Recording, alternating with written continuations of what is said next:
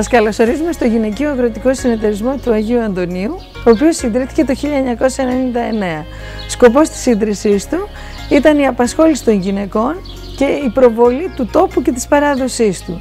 Σήμερα απασχολούμαστε 20 γυναίκες, οι οποίες παράγουμε κυρίως ποντιακά παραδοσιακά προϊόντα και υπηρεσίες catering. Με κεφάλαιο Δυόσα και Αλεύρι ξεκινήσαμε να παράγουμε τα προϊόντα μας στις εγκαταστάσεις του πρώην Γαλακτοκομικού Συνεταιρισμού. Από πολύ νωρίς γνωρίζαμε ότι το ίντερνετ ήταν ένα πολύ καλό εργαλείο, μιας και ζούσαμε σε ένα ορεινό και σχετικά απομονωμένο χωριό, για να προβάλλουμε τα προϊόντα και το έργο μας. Ξεκινήσαμε την ιστοσελίδα μας το 2008 με σκοπό να γίνουμε γνωστοί τόσο στην Ελλάδα όσο και στο εξωτερικό. Τα καταφέραμε, τα αποτελέσματα ήταν θεαματικά.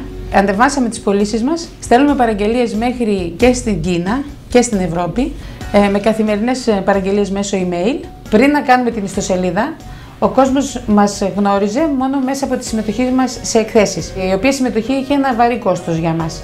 Με την ιστοσελίδα, με ένα χαμηλό κόστος αρχικά της κατασκευής, μας μαθαίνουν πολύ πιο εύκολα και πολύ μεγαλύτερος αριθμός ανθρώπων.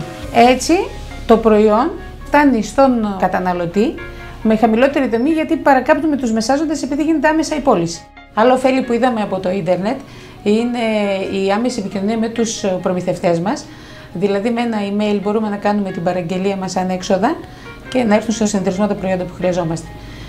Επίσης, έχουμε μια άμεση ενημέρωση από τους φορείς για το τι συμβαίνει στον κλάδο μας. Το ίντερνετ είναι ένας βασικός συνεργάτης μας για κάθε μέρα.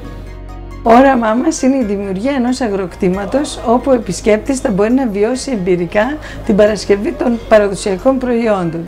Σύμμαχός μας είναι το ίντερνετ, το οποίο μας βοηθάει στην προβολή μας και μας φέρνει πολύ κοντά στους στόχους μας.